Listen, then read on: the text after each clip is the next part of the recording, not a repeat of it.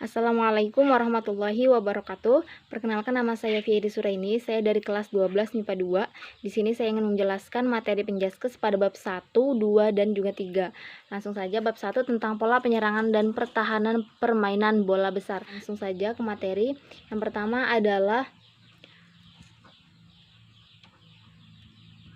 pola penyerangan pada permainan sepak bola. Seperti yang kita ketahui bahwa permainan sepak bola itu adalah permainan tim yang bertujuan untuk mencetak gol sebanyak-banyaknya ke dalam gawang lawan secara sportif sehingga memperoleh kemenangan. Untuk membentuk tim yang solid, maka kita memerlukan pola penyerangan. Apa itu pola penyerangan? Pola penyerangan adalah sebagai bentuk susunan pemain yang dipasang untuk melakukan serangan dan juga mencetak gol atau memasukkan bola ke dalam gawang lawan. Ada beberapa macam pola penyerangan. Yang pertama, taktik mencari ruang kosong. Kemudian yang kedua adalah pola tersusun, baik dalam situasi menggiring bola maupun tidak. Yang ketiga adalah taktik bermain ketat atau jeli dalam melihat peluang. Yang keempat adalah pola penyerangan sepak bola yang dilakukan dengan catatan harus ada. Maksudnya dengan pertama, catatan itu pemain yang mengatur serangan, kemudian yang kedua adalah pemain yang membantu serangan, yang ketiga adalah pemain yang tugasnya adalah mencetak gol, kemudian yang keempat adalah pemain yang tugasnya memancing pemain bertahan lawan untuk meloloskan timnya dalam menyusun ritme serangan. Kemudian pola pertahanan pada sepak bola. Taktik pertahanan diartikan sebagai suatu siasat yang dijalankan oleh perorangan, sekelompok maupun tim terhadap lawan dengan tujuan menahan serangan lawan agar tidak mengalami kekalahan atau kelelahan dalam pertandingan. Ada beberapa taktik pertahanan dapat dibedakan menjadi: yang pertama, man to man defense. Artinya setiap pemain membayangi satu lawan satu. Itu artinya man to man defense. Kemudian yang kedua, zona defense. Artinya setiap pemain bertanggung jawab atas daerah pertahanannya. Kemudian yang ketiga adalah kombinasi, yaitu taktik man to man defense tadi dikombinasi digabung dengan zona defense dipadukan.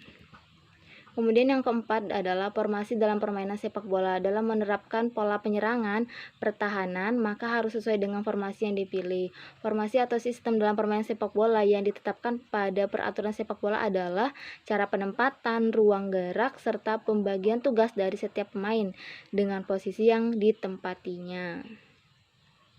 Hal tersebut itu berlaku baik pada saat melakukan penyerangan maupun pada waktu melaksanakan pertahanan. Ada beberapa contoh formasi yang dilakukan dalam permainan sepak bola. Ada formasi 4-4-2, artinya 2 pemain belakang, 2 pemain tengah, dan 2 pemain depan. Kemudian yang kedua, formasi 4-4-1-1, 4 pemain belakang, 4 pemain tengah, dan 2 pemain depan.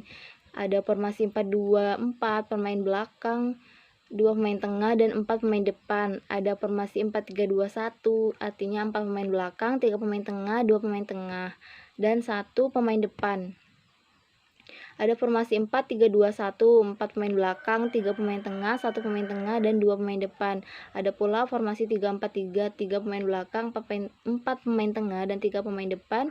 Formasi yang terakhir adalah 3-5-2, 3 pemain yang ada di belakang, 5 pemain tengah, dan 2 pemain yang ada di depan. Sehingga dapat kita simpulkan dari materi yang telah dibahas tadi, sepak bola merupakan cabang olahraga tim yang mengandalkan kerjasama dalam bertanding untuk meraih kemenangan dengan mencetak gol sebanyak-banyaknya. Pola penyerangan dalam permainan sepak bola itu merupakan taktik ya. Pola penyerangan dalam permainan sepak bola merupakan taktik dan juga strategi yang digunakan untuk mencetak gol yang sebanyak-banyaknya. Oke, sudah selesai. Jadi itu adalah pembahasan di bab 1. Kemudian kita lanjut pembahasan di bab 2 ya. Oke, lanjut ke pembahasan bab 2, yaitu tentang pola penyerangan dan pertahanan pada permainan bola voli. Langsung saja. Yang pertama adalah pola penyerangan. Apa itu pola penyerangan? Pola penyerangan adalah suatu cara yang dipergunakan dalam suatu pertandingan untuk mencari kemenangan secara sportif. Pola penyerangan juga dianggap sebagai siasat yang digunakan oleh masing-masing tim untuk mencetak poin dan menjadi tim yang menang. Adapun prinsip dari penyerangan adalah upaya untuk mematikan bola di lapangan lawan dengan jalan apapun sesuai dengan strategi yang diperkenankan dalam permainan bola voli dan tetap sportif. Ada beberapa pola penyerangan dalam permainan bola voli. Yang pertama adalah smash atau spike. Adalah cara memainkan bola dengan efisien dan efektif sesuai dengan peraturan permainan untuk mencapai pukulan keras yang biasanya mematikan ke daerah lawan. Ada beberapa jenis smash yang digunakan dalam bola voli, yaitu ada frontal smash, kemudian ada yang artinya smash depan, kemudian frontal smash dengan twist yang artinya smash depan dengan memutar, variasi smash, dan yang terakhir adalah dump yang artinya smash pura-pura. Dalam melakukan smash ada 4 tahap yang harus diperhatikan, yaitu yang pertama, tahap pertama atau run up yang artinya lari menghampiri, tahap kedua yang artinya take up atau melompat, yang ketiga artinya hit yang artinya memukul, yang keempat adalah tahap keempat yang adalah landing yang artinya mendarat. Ada beberapa macam pola penyerangan dalam bola voli. Yang pertama ada sistem 4 smasher atau speaker, 2 set upper atau setter. Kemudian ada sistem 4 smasher atau speaker dan 1 set upper atau setter dan 1 universal. Kemudian yang ketiga adalah sistem penyerangan 5 smasher atau speaker, 1 set upper atau setter. Jadi 3 itu tadi adalah pola penyerangan dalam permainan bola voli. Lanjut, yang kedua adalah pola pertahanan. Apa itu pola pertahanan? Pola pertahanan adalah upaya yang dilakukan untuk bertahan dalam keadaan pasif, menerima serangan dengan harapan tim lawan akan melakukan kesalahan dan akhirnya mengalami kekalahan. Sistem pertahanan itu ada yang pertama, pola bendung. Kemudian yang kedua ada taktik membendung atau blok. Taktik membendung atau blok ini adalah sistem pertahanan yang harus mampu bekerja sama dengan baik jika ingin mengalahkan penyerang yang mematikan dari pihak lawan. Blok yang digunakan dalam bola voli ada bendungan 1 pemain, kemudian ada bendungan 2 pemain, dan bendungan 3 pemain. Yang ketiga adalah melindungi bola pantul atau cover. Cover itu adalah atau melindungi bola pantul, pola pertahanan, menyelamatkan bola pantul dari pemain penyerang yang melambung kembali dari blok atau bendungan lawan. Bola pantul ini harus diterima oleh pemain lain, biasanya dilakukan oleh libero atau pemain yang bertugas untuk bertahan di belakang, tidak diperbolehkan melakukan serangan. Cover ini bertujuan untuk melindungi bola agar tidak jatuh di area lapangan dari serangan tipuan lawan, seperti itu.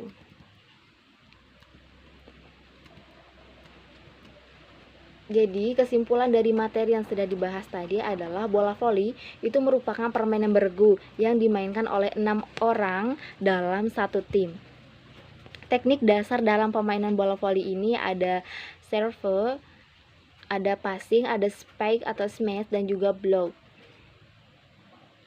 Tujuan permainan ini adalah memainkan bola dengan melewati net agar jatuh di area lawan dan menghasilkan poin, dan terlebih dahulu meraih poin 25. Jika terjadi poin yang sama di 24 maka dilanjutkan hingga terjadinya perselisihan 2 poin. Ada beberapa pola pertahanan dalam permainan bola voli. Yang pertama ada block, kemudian ada cover. Block itu adalah bendungan dan cover ini adalah menjaga bola pantul atau trik tipuan dari lawan. Cover ini biasanya dilakukan oleh libero atau pemain bertahan, tidak diperbolehkan untuk melakukan serangan. Kemudian 3 yaitu tentang pola penyerangan dan pertahanan pada permainan bola basket. Langsung saja, yang pertama, pola penyerangan basket. Dalam situasi menyerang, ada banyak cara yang berbeda yang dapat dilakukan. Tujuan dari serangan ini adalah untuk melakukan pertahanan dan memasukkan bola ke ring hingga menghasilkan poin. Oleh karena itu, dalam melakukan serangan harus dikuasai terlebih dahulu seperti dribbling, kemudian ada passing, ada shooting. Ada beberapa pola penyerangan dalam permainan bola basket. Yang pertama adalah fast break atau pola serangan cepat. Yang artinya dalam pola serangan cepat atau fast break ini dilakukan dengan mencoba menggerakkan atau mengalirkan bola ke depan secepat mungkin dalam situasi pertahanan lawan belum maksimal karena sedang keluar dari posisinya atau melakukan serangan. Dalam pola praktik ini, setelah bola terebut, maka secepatnya melakukan passing ke depan, dribbling, dan shoot ke ring. Fokus utama dalam melakukan fast break adalah kecepatan dan umpan cepat. Artinya fokus utama dalam melakukan fast break ini adalah kecepatan dan juga umpan cepat.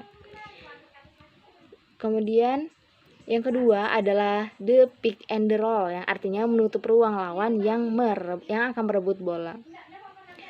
Pola serangan ini yaitu pemain dari tim penyerang tidak menguasai bola, berusaha untuk memblokir atau menutup jalur lawan yang akan merebut bola sehingga memberikan ruang bebas pada teman atau satu tim yang melakukan dribbling atau shooting. Penyerangan yang menguasai bola kemudian bebas melakukan tembakan kering. Yang ketiga adalah tentang pola penyerangan moving without the ball atau gerak tanpa bola. Gerak tanpa bola ini bertujuan untuk mengecoh lawan agar tidak fokus pada pemain membawa bola dalam satu tim. Selain itu juga, gerak tanpa bola juga digunakan untuk mencari celah guna membantu rekan yang sedang membawa badan dalam mengambil keputusan melakukan shot atau passing.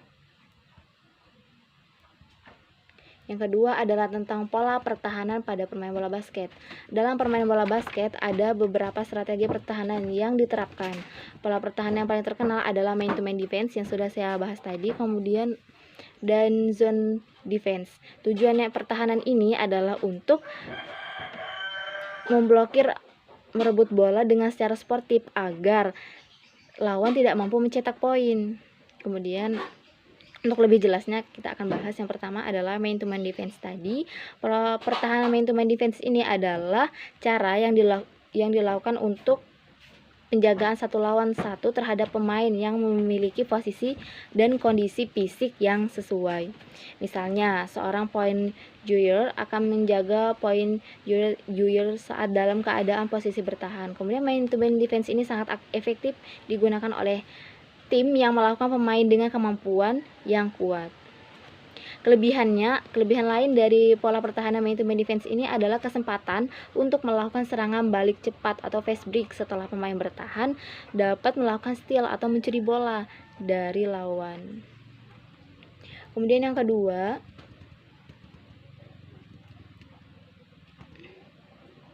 ternyata man to man defense ini memiliki berdasarkan posisi pemainnya, ada small forward, kemudian ada power forward, kemudian ada center. Center ini bertugas sebagai rebounder atau bola pantul. Dalam menjalankan strategi defense, center akan sangat diuntungkan oleh keunggulan fisik. Namun ketika center tersebut harus menjaga pemain besar lainnya, maka tugas utamanya adalah memastikan payon area tak bisa ditembus.